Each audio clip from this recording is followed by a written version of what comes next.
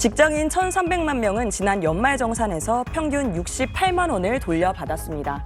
반면 400만 명은 평균 97만 원을 더 냈습니다. 누구는 13월에 월급을 받고 누구는 세금 폭탄을 맞은 거죠. 우선 연금저축계좌에 지금까지 얼마를 납입했는지 확인해야 합니다. 400만 원을 꽉 채워서 넣으면 최대 66만 원까지 돌려받을 수 있는데요. 다달이 내지 않아도 올해 안으로만 넣으면 세금을 돌려받을 수 있습니다. 여기에 개인형 퇴직연금 IRP 계좌가 있으면 합쳐서 700만 원까지 넣어도 공제가 됩니다.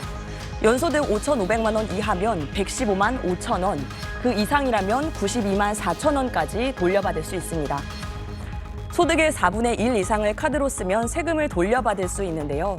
아직 4분의 1을 채우지 못했다면 신용카드를 쓰는 게 낫고요. 이미 넘었다면 공제율이 2배나 높은 체크카드나 현금 영수증을 쓰는 게 유리합니다. 또 총소득이 5,500만 원을 넘지 않으면서 월세로 살고 있다면 이 월세의 12% 최대 90만 원까지 돌려받을 수 있습니다. 이때 월세 납부를 증명할 수 있는 계좌이체 내역이나 현금 영수증 그리고 임대차 계약서를 꼭 갖고 있어야 합니다. 안경이나 렌즈 구입한 비용도 1인당 50만 원 한도 내에서 공제받을 수 있고요. 연소득이 7천만 원 이하면 책이나 공연 같은 문화 비용에 대해서도 100만 원 한도 내에서 추가로 세금을 돌려받을 수 있습니다. 국세청 홈택스의 연말정산 미리 보기 서비스로 얼마를 돌려받을 수 있는지 미리 계산해보는 것도 좋습니다. SBS 조윤아입니다. 네, 오늘 이제 첫 소식은 연말정산 관련된 소식이네요. 이제 슬슬 연말정산 준비하시려고 준비하시는 분들 계실 텐데 네. 이것만은 꼭 알아둬야 된다라는 것들이 있다면서요? 네, 연말정산은 사실 해마다 하는 거긴 하지만 네. 사실 해마다 헷갈리잖아요. 그렇죠. 그래서 내년 초에 이것 좀 해바뀌기 전에 챙겨둘 걸 하실 부분이 나올 수 있습니다. 그러실 일 없게 오늘 쉽게 할 수 있는 것 2가지만 먼저 말씀드리겠습니다. 쉽다고 해놓고 복잡한 표를 보여드려서 죄송한데요. 나중에 오늘 뉴스가 온라인에 올라갔을 때 캡처해서라도 이 정보는 갖고 계시는 게 좋습니다. 연금저축 세액공제 한도입니다. 내년부터는 이게 훨씬 간단해지고 혜택도 늘어나요. 그때 다시 말씀드리겠지만 올해까지는 이 표대로 알아야 합니다. 여기 가운데 굵직한 숫자들이 내가 연금저축에 올해 얼마까지 돈을 넣었을 때 세금 혜택을 받을 수 있는지 그 최대 액수고요. 괄호 안에 금액들 있죠. 이거는 내가 IRP, 개인형 퇴직연금 계좌까지 갖고 있고 그 IRP에 넣는 돈까지 합쳤을 때 올해 내가 세금 혜택을 받을 수 있는 최대 저축 액수입니다. 아, 그렇군요. 그런데 이렇게 네. 액수를 보니까 물론 이제 세금 공제를 받기 위해서 넣어두는 액수긴 하지만 적절한 돈이잖아요. 네. 이렇게 적절한 돈을 세금 혜택 받자고 넣어두자니 좀 부담스럽기도 할 것 같습니다. 네, 맞아요. 그래서 IRP 계좌까지는 챙기지 않는다고 하더라고요. 네. 연금 저축 한도에까지는 다 채워서 저축하시는 건 그거는 확실히 이득이라고 추천드릴 수 있습니다. 네, 이를테면 여기서 올해 50세 1억 원을 버는 분을 생각해 보겠습니다. 상당히 고소득자죠. 근데 아무리 요새 고금리라고 해도요. 이분이 정말 잘 찾아서 금리 6%짜리 저축은행 특판 예금을 찾아서 600만 원을 넣는데 성공했다고 쳐도 연이자 36만 원입니다. 그 이자에서 세금이 또 빠질 겁니다. 그런데 그 돈으로 연금저축 한도를 채우면요. 이 사람의 올해 소득세에서 바로 그 2배인 72만 원을 깎을 수 있습니다. 여기에 지방소득세 공제까지 더해지기 때문에 실제 혜택은 사실 그것보다 7만 원 이상 더 커집니다. 네, 저소득자 공제율은 더 높고요. 어느 정도 고소득자한테까지 이 정도의 세금 혜택을 주는 항목 거의 없습니다. 연금저축 상품들의 이자에 실망하신 분들도 많은데요. 그런데 연금저축은 은행에 예금으로 들 수도 있지만 연금저축 보험이나 펀드 상품도 있죠. 지금 내 연금저축 계좌의 종류나 수익률이 마음에 들지 않으면 언제든지 다른 계좌를 찾아갈 수 있고 회사를 옮겨도 되거든요. 그러니까 소중한 내 돈인데 1년에 한 번은 내 연금저축 계좌를 살펴보고 다른 데로 옮길지 결정하면서 공제 한도에까지 채우면 좋습니다. 내 저축 포트폴리오에 장기 저축도 어느 정도 있어야 하니까 감안하시면 좋겠습니다. 그렇군요. 연금저축계좌 한번 살펴봐야겠습니다. 네. 그런데 왜 이제 이맘때쯤 되면 이제 올해는 망했다. 이제 내년부터 좀 챙겨봐야겠다. 이런 분들 계시잖아요. 네네. 근데 그러지 않으셔도 된다면서요. 남은 한 달 동안 또 어떻게 쓰냐에 따라서 돌려받으시는 세금이 다를 수 있다고요. 네, 돈 어떻게 쓰느냐에 따라서 달라질 수 있습니다. 네. 그래서 이맘때에 국세청의 연말정산 미리 보기 서비스에도 한 번은 들어가 보시는 게 좋습니다. 이것도 제일 쉽게 보는 법을 말씀드릴게요. 검색창에 연말정산 미리 보기라고만 치시면 바로 나오고요. 이거는 PC로 하셔야 합니다. 네, 회원 가입 안 해도 비회원 로그인만으로도 볼 수 있습니다. 들어가셔서 제일 첫 장, 지금 화면에서 보이는 내 총급여액 자리에 올해의 추산 수입을 넣습니다. 그러니까 작년이랑 수입차가 크게 안 나는 분들은 작년에 지급 명세서를 불러와도 되지만요. 저처럼 휴직을 했던 분이라든지 작년이랑 수입차가 큰 분들은 이걸 직접 고쳐 쓰셔야 합니다. 그리고 부양가족을 확인한 후에 신용카드 자료 불러오기 버튼을 누르면 내가 올해 9월까지 쓴 돈이 다 나옵니다. 여기에 10월, 11월에 쓴 생활비는 또 직접 입력을 해줘야 합니다. 그리고 나서 지금 보시는 절세 팁 항목을 누르면요. 내가 앞으로 한 달 생활비로 세금을 줄일 수 있는 여지가 남았는지 안 남았는지, 남았다면 생활비를 뭘로 얼마나 썼을 때 세금 혜택을 조금이라도 더 받을 수 있는지 바로 계산돼서 나옵니다.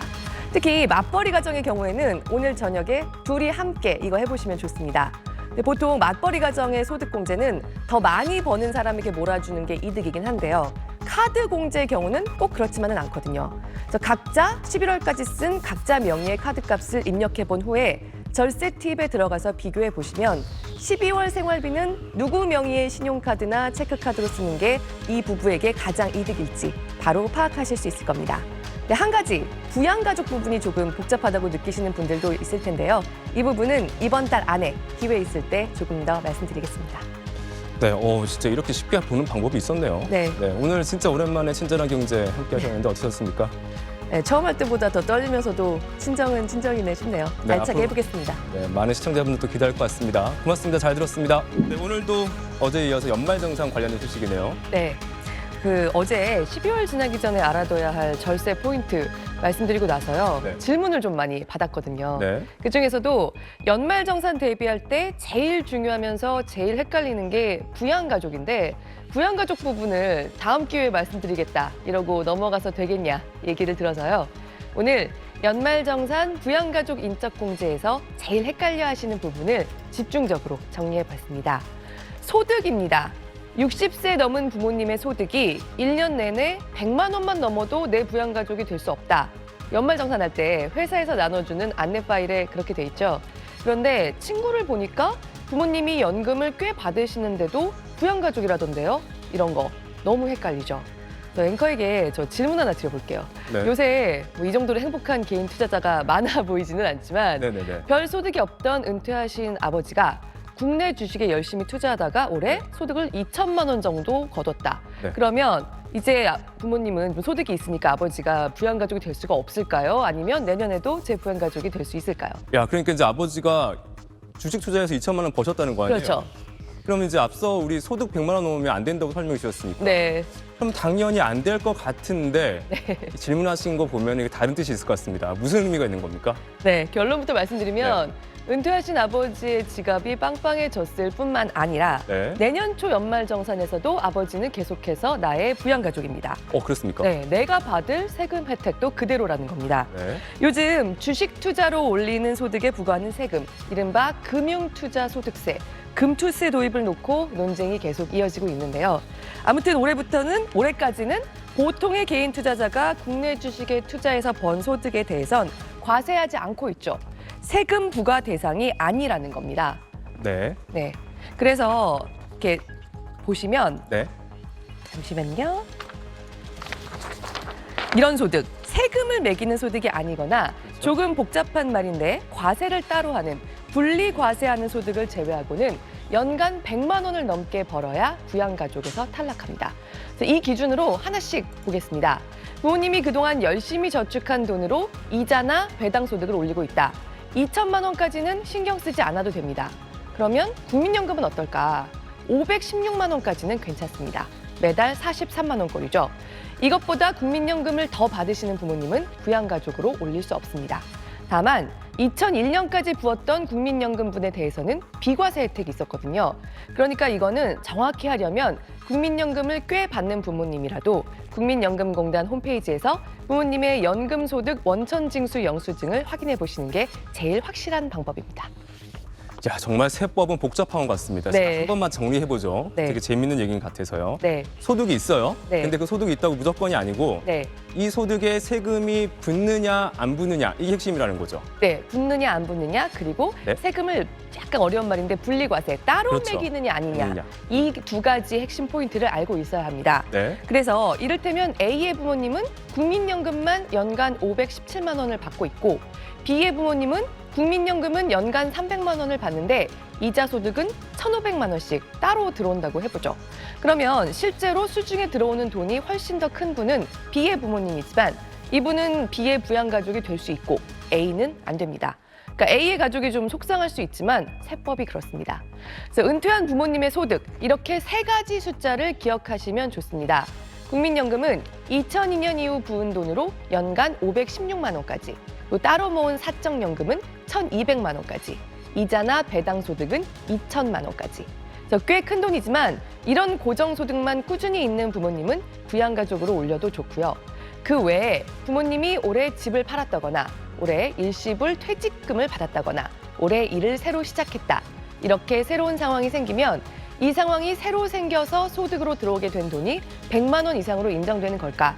이거는 새로 따져서 올해 부양가족으로 올려도 될지 다시 확인한다. 그러니까 조금 귀찮아도 이거는 새로운 상황이 생긴 게 있으니까 하나하나 확인하셔야 되겠습니다. 네, 잘 들었습니다. 고맙습니다.